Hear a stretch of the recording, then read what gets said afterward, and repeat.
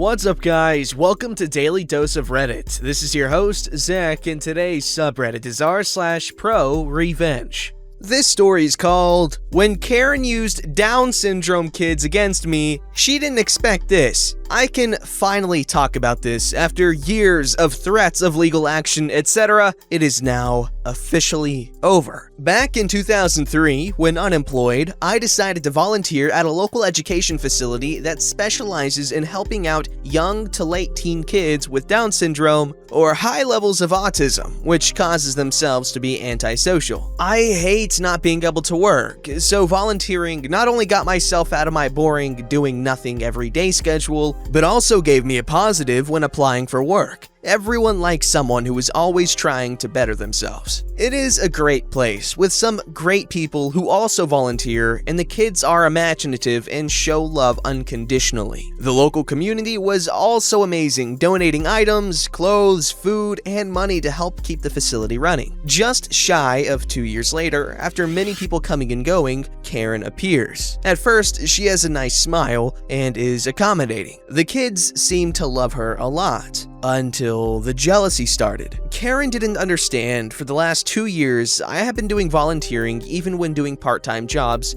I could find. So she assumed I was just recently new. So when the kids always came to me to give hugs and tell me what they did that day and show off their art, well, Karen didn't like this, and she was jealous of my popularity with the kids. This started a spate of things happening. I was a smoker at that time. Not anymore. Have since quit 7 years ago. Best thing ever. So a rule was to make sure lighters, matches, and cigarettes were locked away in lockers at all times. This included medication, mobile phones, anything that could be a bad thing in the wrong hands. Although the kids would tell anyone that something that was sitting out in the open that shouldn't be there was there, and we would put them away. But this one day, Karen had gone to manager or HR administration to say that I had left my cigarettes out with my lighter, an electronic one which was unique. I was busy that day, so I was apologetic, as I could have easily forgotten, as you are kept on your feet constantly. But in the back of my mind, I had a niggling doubt that I am sure I put them in my locker. Over the next 4 months,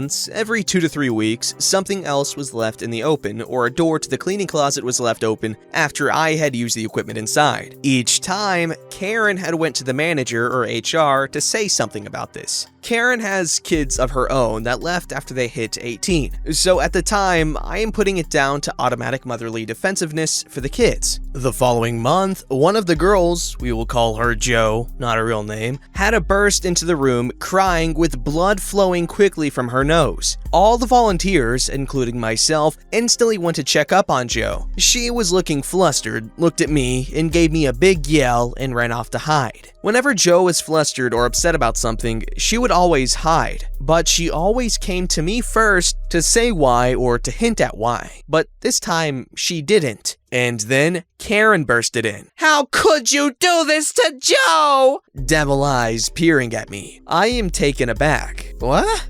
Who? What do you mean? What happened to Jo?" She replied, "I can't believe I just watched you 5 minutes ago punch her in the face." And she rushed off to manager HR. I am standing there, aghast, unsure of what the hell is going on. Jo in the corner somewhere behind boxes, crying her eyes out. Some new volunteers looking at me as if I am bad, and the other kids looking perplexed because I have never done this at all before. Even with Down syndrome, they understand most of what is going on around them. Manager comes in quickly, looking angry, which is understandable hearing what Karen told her. Asked me why I did this. This shocked me hard because here is the manager who has known me for the last 2.5 years and instantly thought I could do this to the kids. I denied, of course. I have been in the room for at least 25 minutes. The others couldn't corroborate, as we are always busy and we don't notice small things like who was in the room and for how long. The manager goes to Jo and asks her. She looks at me and instantly sobs her heart out again and says with a stammering yes. This hit me harder than the manager instantly thinking I could do this. Joe has been like a little sister who would tell me everything and would always come to me when in trouble. So police were called, everyone gave their information. Joe was too scared and still in her place of hiding, so I was effectively let go pending an investigation. Hardly anyone gets reinstated after any type of investigation, but Joe's parents were seemingly at a loss for words and didn't think I could do this, and after talking to Joe on their own, they dropped charges. But the damage was done, and I was asked to never come back. I later found out that Karen, in her jealousy, was telling other newer volunteer staff that I was touching up the kids, always hitting them, and leaving dangerous stuff about. She had watched me at my locker, digital number keypad type, and saw my pin for the locker and left things about, including the lighter and cigarettes, all because the kids would always come to me. Fast forward to 2009. After lots of rejections from other places for volunteering, one place was run by an ex-volunteer who knew this was all BS and gave me a chance. She was great and understanding. We would help all types of people in the community to do events for charities, etc. I enjoyed it very much. One day, the boss came to me and said, "Oh, guess who's coming with the kids today? Only goddamn Karen!" Since years back, Karen has moved up the ranks, so to speak, and had, through some rumors, forced the manager to quit. So she wanted the ex-volunteer who ran this place to help the kids put on a play so she can show it off to a regional director who helps fund the facility I used to volunteer at.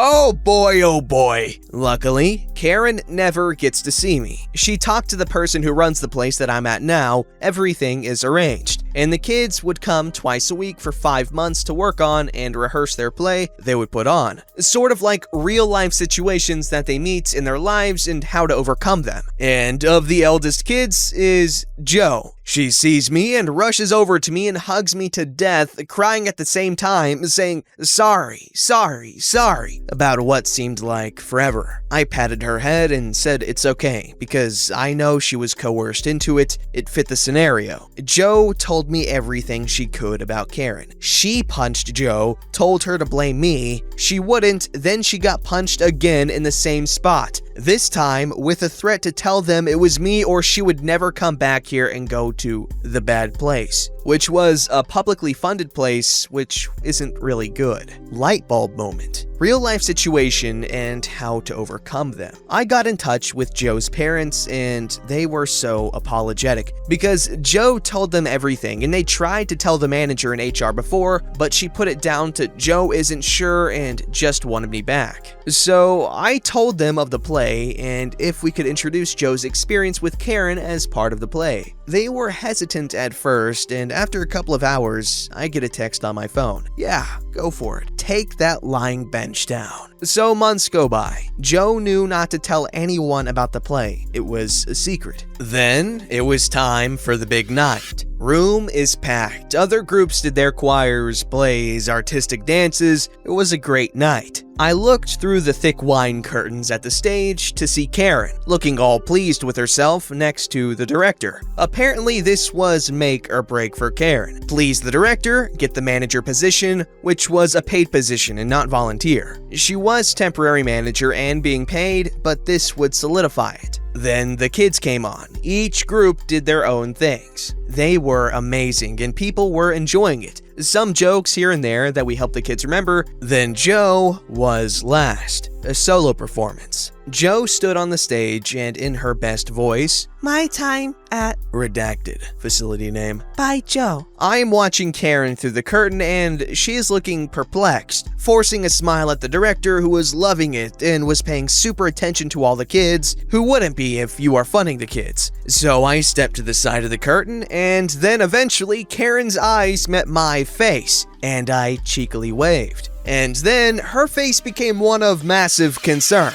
Joe put on an amazing performance, and the pièce de résistance was her solo part about Karen. In the dark, with a light shining on Joe for dramatic effect, she mimicked what happened to her that day. "That hurt me, Karen. Why did you punch me? You did this to me, not..." Redacted, me of course. Then she covers her nose again as if hit again. "No, Karen, don't hit hit me again. I don't want to leave here. I'll do it. She stands up straight from her crouched defensive position and says, Karen told me to lie and say, redacted, hit me or I would go to the bad place. The director's face was unforgettable. He sat with his jaw literally hanging down and mouth agape. Karen was looking at me, at Joe, at the director, back and forth, back and forth. You could see her trying to figure out something to save herself. I just walked backstage, job done. Later, I high-fived Joe and told her, good job, you're amazing. She gave me the biggest, cheesiest grin with a thumbs up, made me tear up. Karen blamed me for obviously making Joe say all these things, and police were called again. But my boss didn't take her side, of course, and allowed me to remain. For years, Karen would always serve me up some weird summons to court for one thing or another. I would go and she wouldn't, so I automatically win. Now, there is a second pro-revenge here. One of the girls who was at the facility when I was there, Meg, again, not her real name, she had Down syndrome, but also multiple sclerosis. Sweetest girl ever. She was bullied by Karen to say stuff about me, such as touching her, but Meg would say no every single time, even when Karen would pinch her badly on parts of her body, like arms or back of neck. Meg's parents thought kids at the facility were hitting her, and gave her a teddy bear she called Barry the Bear. Barry was special since it had a camera, so she would have the bear, and if anything bad happens, she knew to press the bear's paw to start recording. Anyway, they forgot about it because Meg didn't have any more marks, etc. I guess Karen stopped tormenting her, but unfortunately Meg lost her battle with multiple sclerosis March of last year, and they were going through her things, and the father found Barry the Bear and remembered why they got it. They went through what was recorded. Now, back then, things like this did exist, but they were heavy and expensive and didn't have much storage. Well, Joe was playing with Barry the Bear as Meg allowed her to play with him. They were good friends.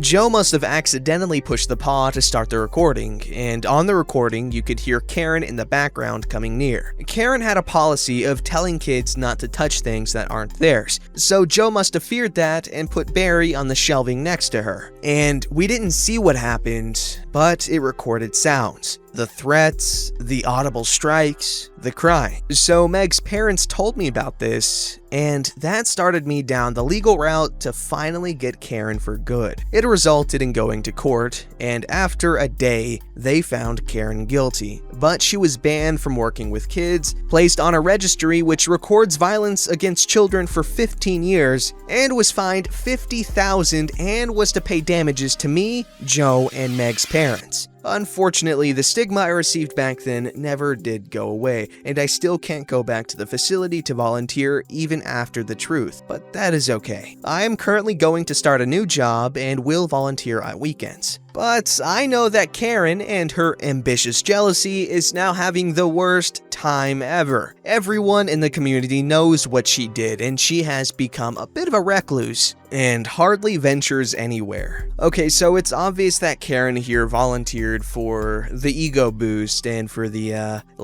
for the clout that comes with, oh yeah, I volunteer with these special needs children, and yeah, I'm so good of a person. And you know what? I feel like that's okay to do stuff like that just for, your own ego, because if you're doing a good job, you're still helping kids that do need help. Obviously, you want volunteer work to come from a place of genuineness, because I guess in the case of doing it for your own ego, it is kind of demeaning to those that you are volunteering for, but they are still getting the help that they need and deserve, so I don't have much of a problem with it. However, she definitely took it like 100 steps too far, to the point where the only thing that's genuine about Karen's actions is that they were genuinely garbage, and she's a disgusting, not even person, just lower than scum. I'm sure we can all agree with that. You can put whipped cream on something that's not that good and it makes it a little bit better. Well, Seafoam? Seafoam is like basically whipped animal proteins and lipids, and it's nasty stuff. Essentially, it's all waste. It's all animal waste, and it like fish poo and it's waste. Well, that seafoam is the whipped cream you would put on the dish that is the Karen to improve it exponentially, because Karen is disgusting, and yeah, that's horrible. That poor kid. But I'm glad she got what was coming to her. But I feel like there could have been more of a punishment because she did assault children, and who knows how many other victims there actually were.